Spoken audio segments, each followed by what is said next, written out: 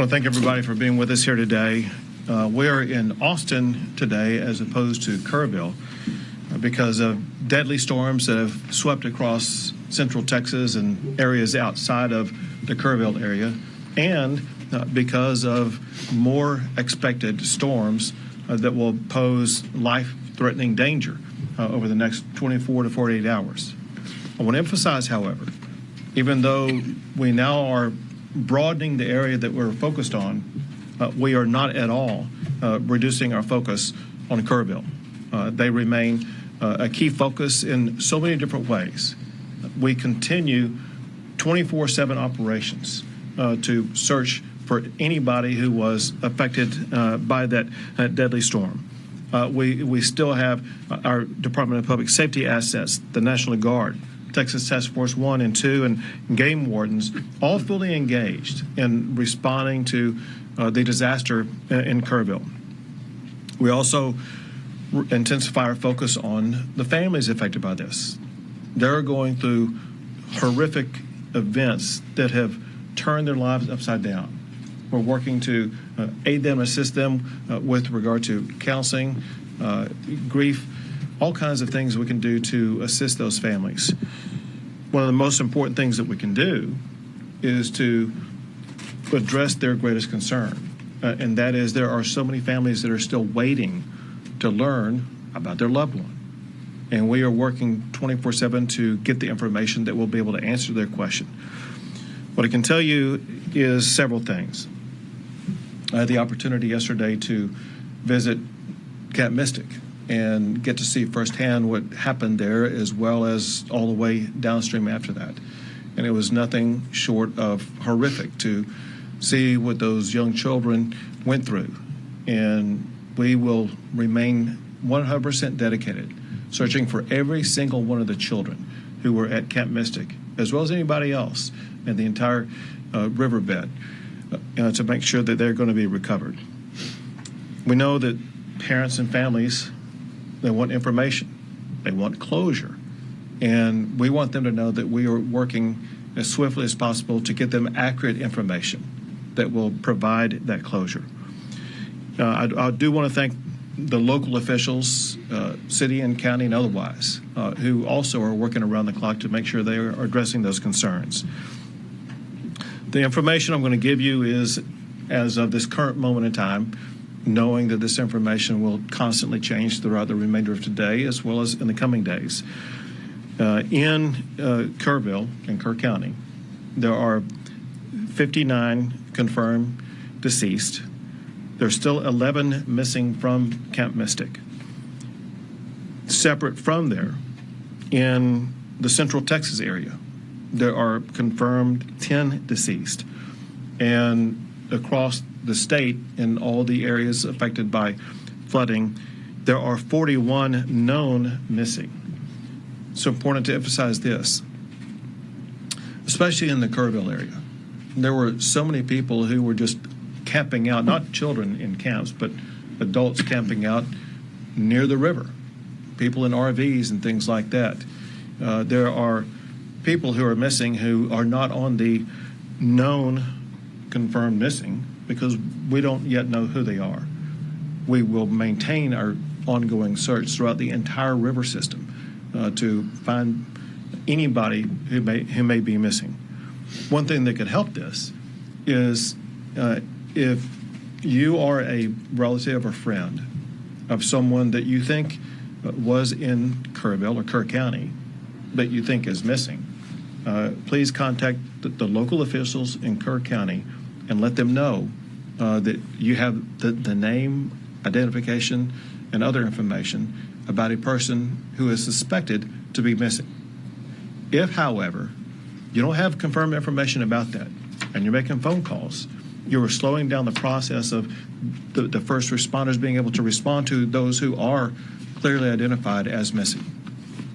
If you're doing that, you're interrupting official business, and that could be potentially illegal. Call only if you have specific information. While we continue the search process in Kerr County, we are now also beginning the process of responding to the disaster that took place. Includes things like debris removal.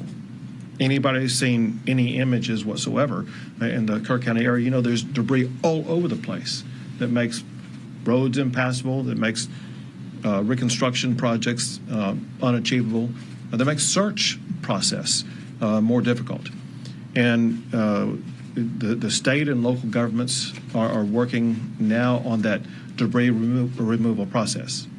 That process is improved because of President Trump's swift declaration of our major disaster declaration. He ensured in less than 24 hours that major disaster declaration was approved, ensuring that state and local governments are going to have more resources to be able to respond to that disaster, more resources to begin the debris removal, more resources to help individuals who've been impacted by this, as well as local governments that have been impacted by this. Bottom line is this, and that is the swift and very robust action by President Trump is an extraordinary help to our response. I also want to thank Homeland Security Secretary Kristi Noem, with whom I spent the day yesterday in Kerr County. I've been doing this a long time, and I've never seen anybody as responsive and as quickly in her response as what she was yesterday. She didn't wait to get back to us. She was able to, in a matter of minutes, get answers to very important demands. And on behalf of the state of Texas, we cannot thank her or the Trump administration enough. I've also been in contact with, and people reached out from Secretary Kennedy, Secretary Burgum, and others that in the entire administration are a tremendous help. Also want to add that there are governors across the country that have been in contact with either myself or with Chief Nim Kidd or state agencies offering their assistance, including Sarah Huckabee Sanders, the governor of Arkansas, Kim Reynolds, the governor of Iowa, Jim Pillen, the governor of Nebraska, Bill Lee, the governor of Tennessee, Glenn Youngkin, the governor of Virginia, Josh Shapiro, the governor of Pennsylvania, the governor of state of Oklahoma, and Governor Landry in Louisiana. And again, I'm sorry if I missed some. I know there's others that are constantly reaching out. We're here, as I mentioned, in Austin today because there have been lives lost in this greater region. And importantly, there are dangers over the next 24 to 48 hours that could pose public safety threats to people in these regions. There is heavy rainfall that's already occurred, and there's more heavy rainfall that's expected that will lead to potential flash flooding broadly in these regions: the Big Country, Concho Valley, Central Texas, and once again, Kerrville. The point is this: if you're in any of those regions, you need to realize, for one, you're in an area with land that's already saturated with water. But for another, when more water comes down, it could lead to rapid flash flooding events. Now, there's nothing expected at this time to the magnitude of what was seen in Kerrville. That said, flash flooding can occur at lower levels of water than what happened in Kerrville. It's a particular threat for people who are driving on roadways. Some of the lives lost in Central Texas were people who were swept away in vehicles or in similar crossing type situations. Know that rising water on roads can occur very rapidly. You may think you could drive through it, only to find out when you're in there that it's too late and that you're getting swept away. And so we urge everybody to be extraordinarily cautious for the next 24 to 48 hours. If there's any water on the road, you got to be safe. There's an old saying for a reason, because it's true, and that is, turn around, don't drown. You don't need to get from point A to point B if it's going to risk your life. Your job, the most important thing you can do, is to protect your lives. And taking a step back, for all of us up here, that's our number one job. We put public safety first, and we'll worry about the physical damage second. There are still public safety issues and lives to be saved in Kerr County. There are lives to be saved in all these regions that I just mentioned here. We want our fellow Texans to be safe and secure, and you can do more about that yourself than anybody else can. With that, I think, pass it to you, Colonel. Yes, sir. Colonel Freeman Martin of the Texas Department of Public Safety. It's been a tough 3 days for Texans, and I can assure you here at this table today that everything that can be done is being done. Currently, we have operations going on in several different counties. Williamson County had 3 people missing. They recovered 1, 2 are still missing. Ongoing searching. Burnett County is missing, 2 people missing. The fire chief and a 17-year-old female. The Department of Public Safety is offering any and every resource that we have to help with those searches, whether it be boat teams, rescue, divers, helicopters, drone operators, drones. So there's a lot of work being done. The governor's very accurate. The ground is saturated, so now a little bit of rainfall and watershed can cause issues. Williamson County is well aware of that. The ground was saturated. They knew that it had issues, and they evacuated neighborhoods, which saved lives. All that being done, they still have 3 that were washed away. I'll touch on Kerr County. We have about 230 DPS personnel assigned to Kerr County, and everybody thinks about search and rescue and what we're doing. There's a lot of stuff going on. We're filling every gap, and first off, this is nothing negative about Kerr County. They've got a very good sheriff. Their fire chief is exceptional. Their police chief is exceptional. Everybody's working together. The outpouring of support, there's a lot of volunteers. There's a lot of good stuff going on, but there's there's just a huge need, and it's a large area. So we're providing 18 tactical marine units with boats. We've got 65 CID personnel assigned, over 230 in total, 11 Texas Rangers, 28 from our Special Operations Group, our SWAT guys. In addition to that, we've got 9 helicopters with tactical flight officers. We're providing cell towers and trying to solve the issues with the radio communications and their cell phone communications.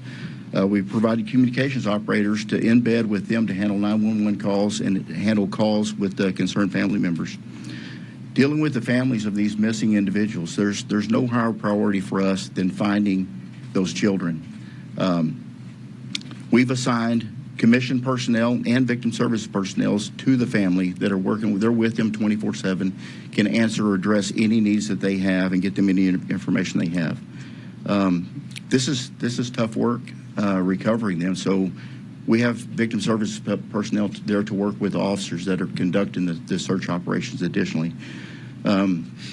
We have some unidentified individuals at the funeral home, adults and juveniles. The Texas Rangers are collecting DNA from family members and from the deceased victims, and we're flying those to the University of North Texas in Dallas, and we will have answers with rapid DNA in hours, not days, to get some closure and information back to these families. We have, in the last couple of days, an outpouring of support from our federal partners, DEA, HSI, and FBI. We've embedded them with our search and rescue teams. This is tough work. It's hot. They're in the mud. They're removing debris. There's snakes. There's water moccasins. This is God's work that they're doing. So, the top priority is the family and the victims. Pray for them, but throw our first responders in there because there's a lot of good work going on. We're not taking away from any resources from Kerrville to pre-stage here. We're pulling from South Texas, West Texas, and North Texas into Central Texas to prepare for our emergency response. We're well prepared. The legislature, the governor, in previous years has been overwhelmingly supportive of law enforcement and gave us the resources, so we're prepared to respond to events like this in multiple regions of the state at the same time. So, Governor, thank you. Thank you very much. Now, General Seltzer with the Texas National Guard.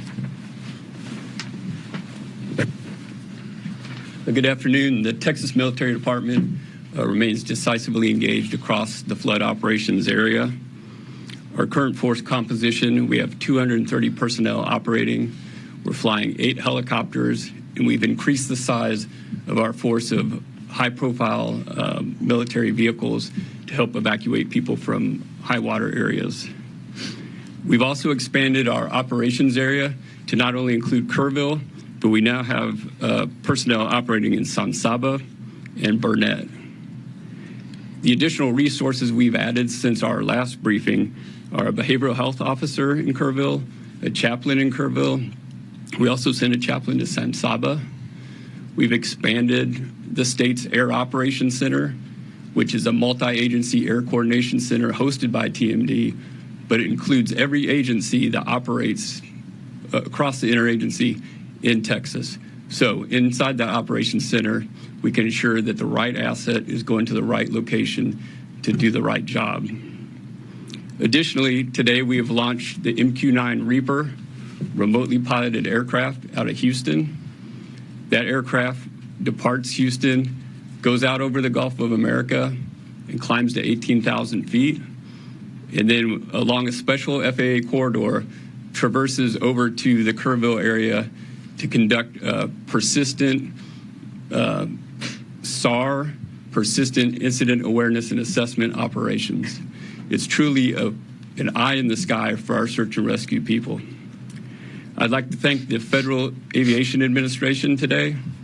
Due to weather at 18,000 feet, we could not transit from the Gulf of America to the Kerrville area. The FAA granted a temporary flight restricted area through a lower altitude, which allowed our aircraft to safely transit across Texas and operate in the Kerr County area. In terms of rescues and evacuations for the Texas Military Department, we have a total of 525 rescues or evacuations. 366 have been by air and 159 by ground. Of those count, 20 ground evacuations occurred in San Saba and 5 air evacuations occurred in Burnett. That concludes my brief. Thank you, Governor. Thank you. Now with the LCRA, there it is, Phil. Yes, sir. Good afternoon. I'm Phil Wilson, General Manager of the Lower Colorado River Authority. I think the most significant message we have in the general area right now is that if and when we get more rain, please stay off the lakes. The lakes have a lot of debris right now. It's not safe to be boating. It's not safe to be out there. We'll let you know when it is, but critically, stay off the lakes. It's July. People are used to summer, and this is not a good time to be out there. To echo, we're working very closely with law enforcement. We have our rangers deployed to Burnett County right now with our mobile command center trying to support the activities up there. It's a partnership working all together with law enforcement, TNM, and everyone that's showing up to help assist. It's a very critical time for us. Next, what the governor said, we have a lot of saturation. We opened gates up at Wirtz and Starkey the last couple of days. Those are closed right now. We're ready just in case we need to. We've added more than 350,000 acre feet to the height of Lakes Buchanan and Lake Travis. We're 67% full. We have a lot of room in headroom in case more water does come in to make sure those reservoirs do what they're supposed to do, which is to capture the water for the future and protect against flooding. Thank you, Governor. Very good. Now, Chief Jim Kidd. Thank you, Governor. And I want to remind everyone, life safety is still our number one priority. And what I mean by that is, and Colonel Martin said it very well, Kerrville and Kerr County have great local emergency managers and responders. They really do. But they're a community of about 55,000 people. And they had a lot of people there that were not from that area visiting, vacationing. And their resources, and this is what the state government does when a local community gets overwhelmed, is we send in additional resources. So our hats are still off to all of those local responders that live and work in that community, and that their homes and families were also impacted, and they're still there on the job. We owe them a great amount of gratitude. Second, we continue with our search, not only in Kerr County, but everywhere that we know we have missing people. And I need your help in being very cautious. Let's not get wrapped around the axle on the word recovery. You're going to start hearing the word recovery used in a lot of different contexts. Be very careful how you use that word, because I'm going to be careful how I use that word as well. We are going to begin recovery operations. That is debris cleanup. That is opening roads. That does not mean we are no longer doing search for live victims, because we still are. We are still out there and very much hopes, very much fueled by the compassion that we show for these families, that we're doing everything we can to find their missing loved ones. So please help me in making sure that we're not wasting our time and efforts on debating over the meanings of words. Let's get clarity when we ask those questions. Second, I'm asking, we've driven around Kerr County and the other areas a lot. We have a lot of people that are traveling in because they want to see firsthand the damage. I'm asking you, if you're not from the community and if you're not involved in our response and rescue and recovery efforts, stay out of the area. Stay out of the area because you don't know the area. Another thing I'm getting right this minute during this press conference is reports of an additional wall of water coming down some of the creeks going into the forks. And I want you to think about that for a second. If you're not from that area and you don't know the low water crossings, you could find yourself in a very dangerous situation. The next thing is we see a lot of information on social media about volunteers and spontaneous volunteers being frustrated because they can't help. We are evacuating parts of the river right now because we're worried about another wall of water coming down in those areas. If you're a volunteer there that you're not checked into our operations, we have no way of accounting for you right now. There is a process that we use to get volunteers into the response, and I'm asking for your help and to get that message out. It's not that we think we don't need any help. It's that we want to make sure everyone helping is doing the job that we need, where we need it, and when we need it, and we have the ability to communicate with them. And then finally, I want to talk a little bit about the word recovery as it relates to the President's disaster declaration. We are very excited to begin those recovery operations with our federal partners who have been here with us in the Emergency Operations Center since last Thursday, since before all of the actual flooding and disaster started. And we're going to work very close with those partners to help our local communities and our families that are impacted by this recover from this disaster as fast as possible. Thank you, Governor. Thank you. We'll take a few questions. Go ahead. Isabel, I know that you mentioned 10 deaths in Central Texas. Is there any way you could give us a breakdown of the cities? We sure can. Chief Kidd has it. So we're showing reform 3 in Burnett County, 1 in Tom Green County, 5 in Travis County, and 1 in Williamson County. And again, those numbers are a few hours old. Those numbers could go up, but that's what we had as the time preparing for this briefing. You said what county? Tom Green. Tom Green? Tom Green. Yes, ma'am. San Angelo area. Thank you. You just said something about a wall of water that you're just now getting reports about. Can you talk more about that and what you're seeing there? Yeah, I'll share some of it. So I apologize for looking at my phone during the press conference, but this is the live updates that we're getting right now from the field. Is there are unconfirmed at this point reports of additional water coming in. And as the governor mentioned, there's rain still falling on the area. It's not going to take the same amount of rain that caused this damage to make the current water levels rise up, right? Because the ground is already saturated. So any rain that falls can be perceived as life-threatening rain. And so if you're in a low-lying area, we need you to move yourself out of that low-lying area. We've got DPS aircraft that are flying up to try to find this wall of water right now, and the people in the reported areas, again, unconfirmed, that are on our communication systems, we're asking them to get out of the water and out of the way so that we don't wind up having to do additional rescues. Governor Go ahead. Abbott, CBS Austin, you had mentioned that there are dozens of Central Texans missing. Local resources can't continue searching in the dark of the night. Does this federal disaster declaration mean that we have federal resources to continue searching when it's pitch black? Sure. Well, first of all, on the federal disaster declaration, it applies right now to Kerr County. Let me go back. Let me see the total, my disaster declaration counties. So let me walk you through this. So I made an original state disaster declaration, and then I amended it to add more counties. Let me first go back over those counties, then I'll explain to you what's going on. Under the state disaster declaration includes the following counties: Bandera, Bear, Burnett, Caldwell, Koch, Comal, Concho, Gillespie, Guadalupe, Kendall, Kerr, Kimball, Llano, Mason, McCullough, Menard, Reeves, San Saba, Tom Green, Travis, and Williamson. That means that because of that the state is providing additional resources for those counties and state-based assistance. On the federal disaster declaration, for the time being, that includes only Kerr County. And they are waiting to see the magnitude of what happens in other counties before they may potentially expand the federal disaster declaration to include other counties. So for now, local resources have to stop search and rescue efforts when they fall. That's not accurate. We have drones and helicopters that have thermal and night vision and FLIR where they can search at night. Our special operations groups have that. And, at the law enforcement level, we don't really wait for a federal declaration. The feds come. They're there. They're helping. They offer assets and resources. This helps with funding and additional resources and bringing in from out of state.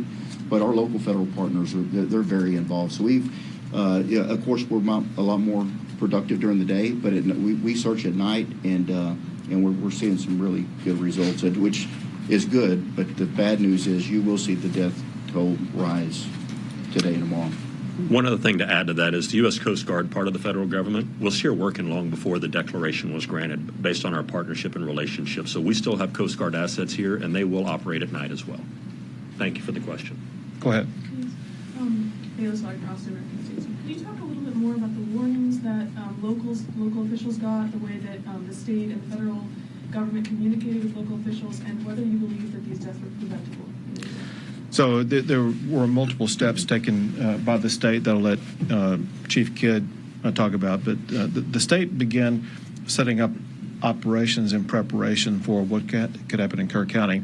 It happened in the early morning hours of the 4th, which is Friday, and the state had pre-positioned assets and resources in and around that area beginning on Wednesday before the storm on Friday. As we learned more on Thursday, more assets were provided in various regions. We knew, based upon predicted weather, certain regions where the rain may fall. There was an inability to know precisely where that rain was going to fall and how much was going to fall, where it did fall. And as far as what the locals may have done, Chief Kidd may know more than I, but I would leave it up to them to let you know. And listen, thank you for the question. We need to spend a lot of time trying to answer this question because from a technical perspective, there are multiple warning systems that are out there. And all of us can choose to sign up for warning systems in certain areas depending on the local government that we're in and the way that their system works. There's a lot of talk about a program called WIA, the Wireless Emergency Alert, and IPAWS, the Integrated Public Alert and Warning System, and how they work or sometimes don't work. And then you have areas where there is no cell phone coverage. And if there's no cell phone coverage, it doesn't matter how many alert systems you sign up for, you're not going to get that. And then there's the NOAA weather radios from the National Weather Service. I'll ask you, how many of you have a NOAA weather radio by your bed at home? And so there can be all kinds of alert systems that are sent, and we know that some were sent, some general messaging was sent early, some urgent warnings were sent at various times, but just sending the message is not the same as receiving the message, having a plan to do something when you receive the message, and then the ability to implement that plan. And so I really would love to have a separate conversation with all of you about how we can continue to get the message to the public about what they need to do when they get a message, what they should do when that message is received, and how they communicate that back to their loved ones and family members. Let me add this also. I don't know if you guys saw this, but the city manager for Kerrville explained that on the morning of the 4th, he was out jogging at about 3:30 in the morning, and it just then began to rain a little bit. He got home and saw that it rained a little bit more, and he saw after that the torrent of water that was coming down the river. And the point that he made was that by the moment in time when they knew the magnitude of the water, it's a difficult decision whether or not to begin evacuating people or not, because if you have a warning telling everybody to evacuate, you could actually lead them to their death. We know that some deaths in Kerrville were people who died who got swept away who were trying to evacuate. And so local officials know the best about the terrain, about the danger spots and things like that, about who might be able to evacuate those that would just be getting into a more dangerous situation. You talked, in what you just said, kind of about expertise and about just knowing the area, and that extends also to the National Weather Service folks who are in those offices and have years and years of experience. There are currently 6 vacancies in the local, the National Weather Service office that cover Kerr County. What is your perspective on how that could have impacted the warnings that you all were able to get and how accurate the information you all were able to get? So I know nothing about the staffing. What I do know is what they put out. And it's my understanding that what they put out was kind of the information that the state was operating off of, and that is that there were alerts or warnings about heavy rain, potential for flash flooding in certain areas.